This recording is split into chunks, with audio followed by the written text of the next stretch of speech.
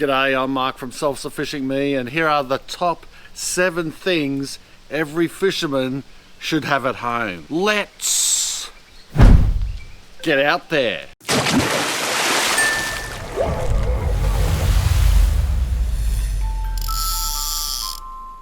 Well, let's stay inshore for this one. Number 1,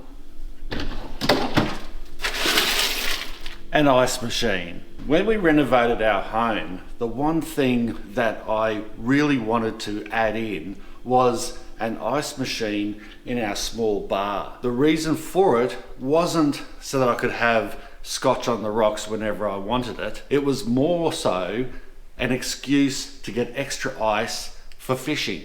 An ice machine gives you easy access to ice, obviously, for when you want to put it in your esky and keep everything cold. Ice is becoming more and more expensive to buy. I mean, it's only water, frozen, and you're looking at around $5 to $6 per bag. So if you're getting 5 or 6 bags from the servo, it can quickly cost up to $30 per session. On the other hand, bags, if you're going to buy them on eBay or online, you can get 100 bags, works out to be about 30 to 40 cents per bag. And also, if those bags aren't dirty, you can reuse them for more ice, so you get a second use out of them, or you can use them if they're dirty to hold bait subsequently later on, or fish frames or whatever, and put them in the freezer. So you get several uses out of those pretty tough ice bags.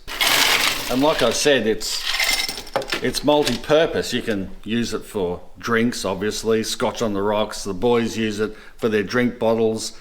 You can use it to cool down, I don't know, eggs or veggies that you've had that you want to get cool. There's a whole lot of things that you can use. You could even use this for your own ice bath after pulling in that 50 kilogram tuna.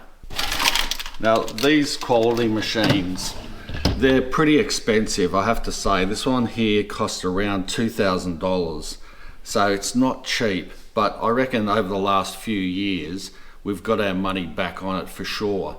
Well, close to it. Maybe not fully, but certainly this type of machine is going to last a lot longer than that, fingers crossed, and we're going to get our money back. Yes, you can do it the cheap way, of course you can. You can freeze ice cream buckets full of water and bottles full of water and put that in your esky. It's a good, cheap and a reliable way of getting ice into your esky without having to pay too much. But I just love this thing and I wouldn't go back, that's for sure. Number 2 is chest freezer, and I'm not talking about going out on a cold winter's day with your shirt off. I'm talking about this fella here. It's a Hisense, it's not particularly expensive, but speaking of ice, this is a great place for you to store your packaged ice that you get from your ice maker into this little baby here. So, you know, the chest freezer, you can see, we mainly use it to store our old bait, a bait that's still not terrible, that we didn't have to throw out, and we can refreeze it, or our fresh bait. So this is some of the older stuff that we buy. This is actually not opened, and here is some tuna that we've bagged ourselves, caught out there in the wild, and brought it back to save money and storing it here in the freezer. As you can see, if you wanted to put all this stuff in your home fridge, it would not be acceptable. Even opening it up like this now, you can smell the fishiness, especially some of those types of baits that are very greasy and oily. You don't want them inside your house. You're going to get in a lot of trouble from the missus. So having them in a chest freezer like this also saves space in your regular fridge, because you can kind of get quite a lot of it. And number 3 is our extra fridge.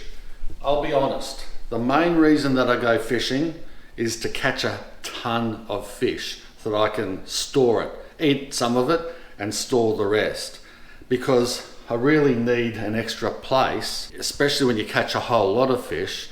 You need that extra space that you don't have in your standard kitchen to be able to store all those big fat fillets. Unfortunately, we don't bag out that often, as you can see. But if we did, that would be full of fish. So it's ready and waiting. A dedicated second fridge, it just saves again on that fishy smell coming from your kitchen fridge. And like I said, it saves on that extra space. But it's also another thing.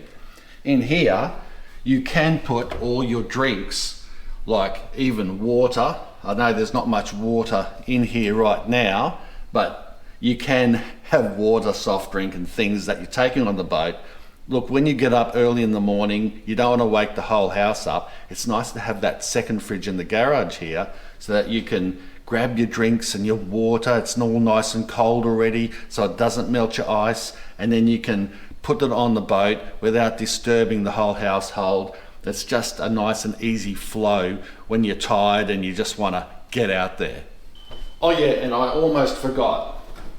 The freezer here is a good overflow to store your ice. It's a better place than storing your ice in your stinky chest freezer. Here is a better, cleaner place, especially if you're putting your ice into your clean esky where your sandwiches and cool water is. You don't want to be bagging your ice and putting it in your chest freezer with all your stinky bait. Number 4 is a food vacuum sealer. Now this appliance here sucks, but it doesn't suck, if you know what I mean. This is actually really handy.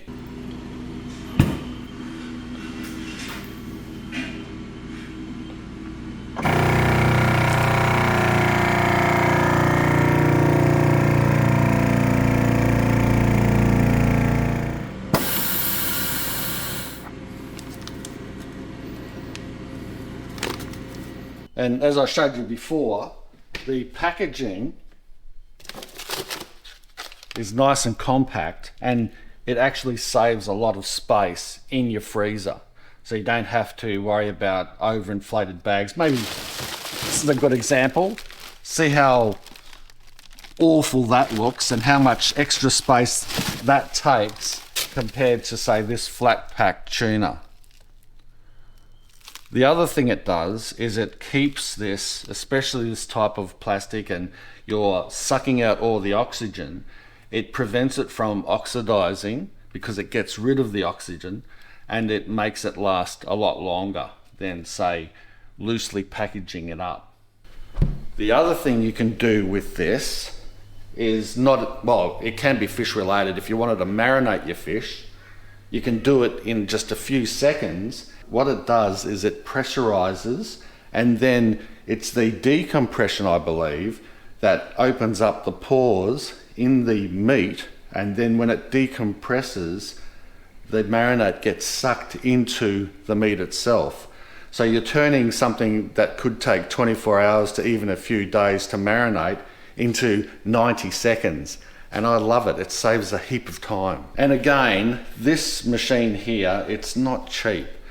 It retails for around about $1,500, but you can get a lot cheaper machines. They might not do everything. They might not do the marinating part, but you can get the sealing part for a lot less than $1,500, obviously. But we got the more expensive one because it does everything, and it really is worth the money in my view.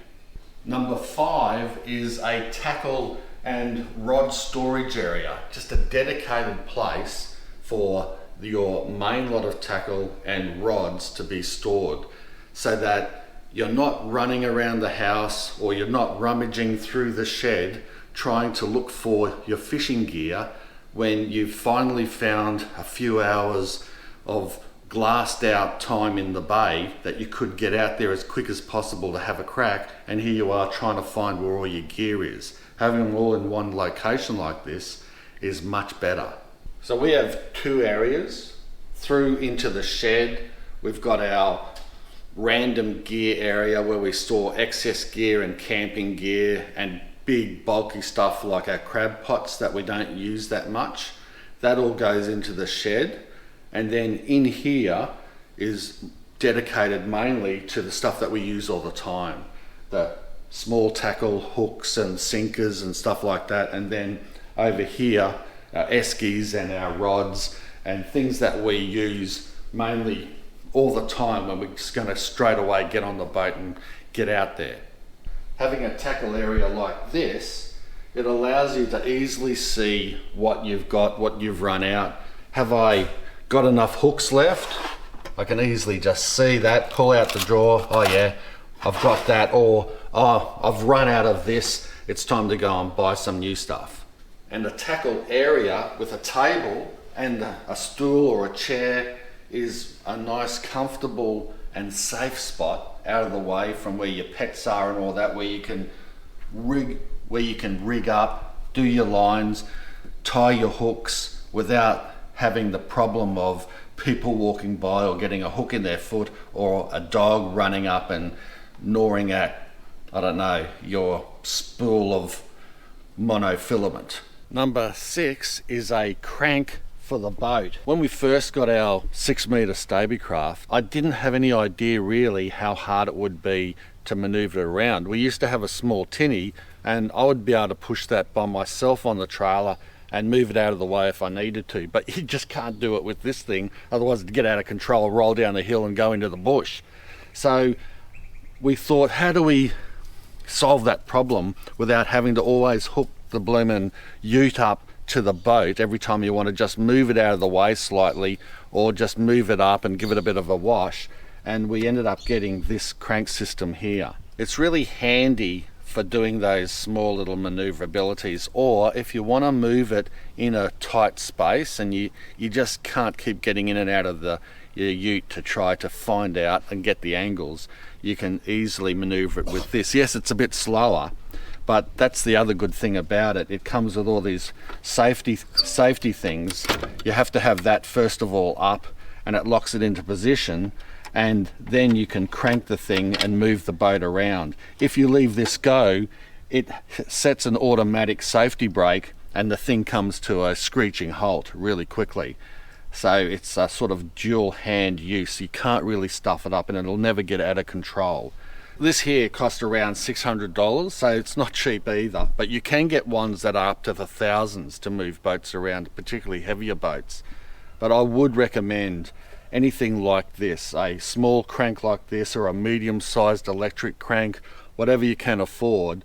It is a time saver and less stuff around by getting one of these fellas. Number 7 is a filleting station, an outdoor one or one that's undercover like this, whatever. The thing is, if you want to get the wrath of your wife or your partner, go ahead and fillet your metre-long cobia on the kitchen island bench in your home. They won't be happy. Same thing as filleting and descaling your snapper in the kitchen sink. She'll be picking up scales for the next 2 months all around your house and you won't understand how they ever got there. So I do recommend a dedicated filleting and scaling or workstation like this. A filleting station like this not only can save you time and effort because you've got everything at your fingertips that you need, it could also save your marriage. Realistically, if you do get lucky and catch that metre or metre and a half long cobia, you've got plenty of space to be able to lay the fish out and fillet it. And it's not just the space, well, it is the space, it's the safety of it. If you're trying to work in an enclosed area, say both of you are trying to fillet, I don't know, on a little bench, that can get a bit dangerous. You've got knives flinging around, you've got 2 guys working. In our case, it's me and James usually. We're both filleting. You need that extra space there to get through your catch. Hopefully you've caught heaps. And if you've got too tight of space, one slip up and you've cut your partner, or they're concentrating on trying to stay out of your area and then they cut their own fingers or hands or whatever. So safety for filleting bigger fish is also a good thing. Now, we've gone fairly elaborate. We've got a hot water system, we've got a big cutting board, It's we've got our own sink and all that, and I've got a bench up here to put superfluous stuff. One day I'm going to get a proper light, but for now we've just got this portable light here that I use if we come back later and I need to fillet a fish to eat that night or whatever. But at the end of the day, if you want to know more about this setup and how it was built right from the scratch, well then we've done a dedicated video on this, and we'll leave a link to that video down in the description below so that you can watch it.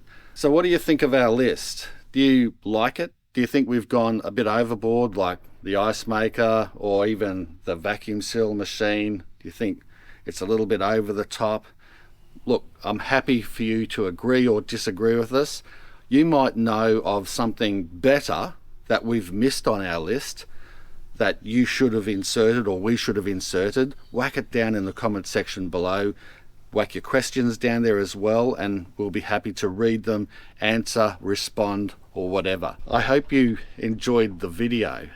If you did, make sure you give it a big fishy thumbs up, subscribe, share the video around, and we'll catch ya in the next one. Cheers.